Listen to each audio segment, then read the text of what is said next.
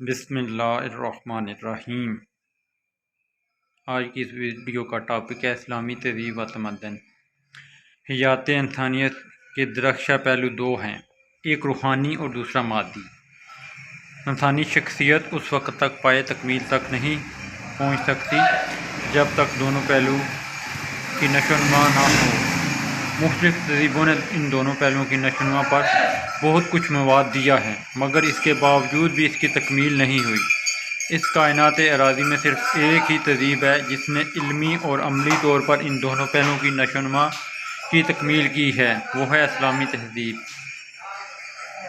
تہذیب کے لغوی معنی ہے کاٹ چھانٹ کرنا، اصلاح کرنا، بہتر بنانا، سنوارنا اور ترتیب دینا، سامان کو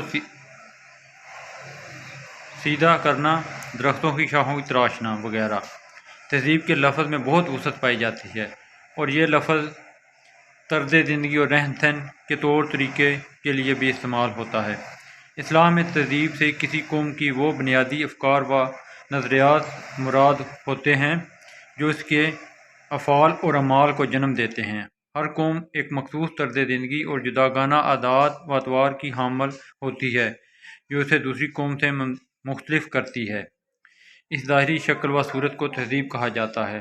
دوسرے الفاظ میں ہم اس مفہوم کو اس طرح بیان کر سکتے ہیں، گویا نتائج کے مجموعے کو تہذیب کہا جاتا ہے۔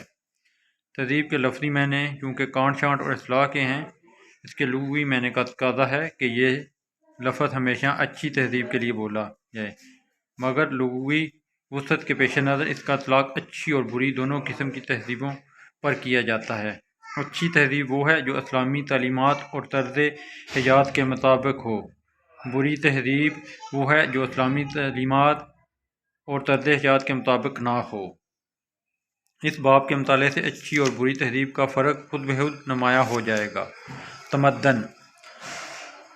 تمدن کے لغوی معنی شہر میں سکونیت اختیار کرنا، شہری لوازمات اختیار کرنا، مہذب اور خوش اخلاق ہونا، شہر بسانا، اقامت اختیار کرنا، مل جل کر رہنا۔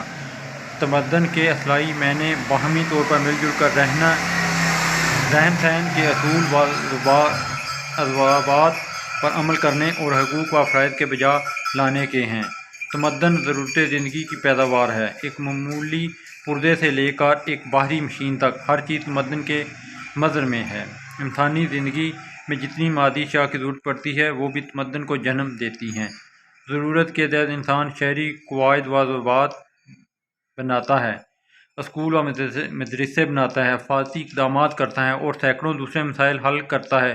یہ سب تمدن میں شامل ہیں۔ تہذیب اور تمدن لازم و ملزوم کی حیثیت رکھتے ہیں۔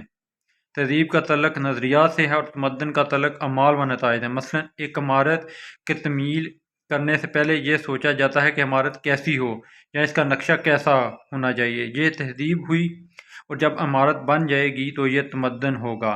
اسی طرح ہر معاشرے کا آپس میں اکٹھا بیٹھنا، ملنا جلنا، سیر و تفریح، درس و تدریس، کاروبار، حکومتی نظامات، سب کچھ ان نظریات و عقائد کے مطابق ہوتے ہیں جو وہاں کے لوگ مجموعی طور پر اپناتے ہیں۔ وہاں کے تمدن اپنے محدود تہذیب کا آئینہ دار ہوتا ہے۔ اس لیے ہم یوں کہہ سکتے ہیں کہ تہذیب جڑ و بنیاد ہے اور تمدن اس کی شاخیں ہیں۔ شاخیں اگرچہ مختلف سمتوں میں پھیلی ہوں، لیکن جڑ ایک ہونے کی وجہ سے ان میں قریبی مشابہت پائی جاتی ہے۔ اس لیے کہا جاتا ہے کہ مختلف علاقوں میں بسنے والوں لوگوں کی تہذیب ایک ہونے کے باوجود ان میں تمدنی اختلافات موجود ہوتے ہیں۔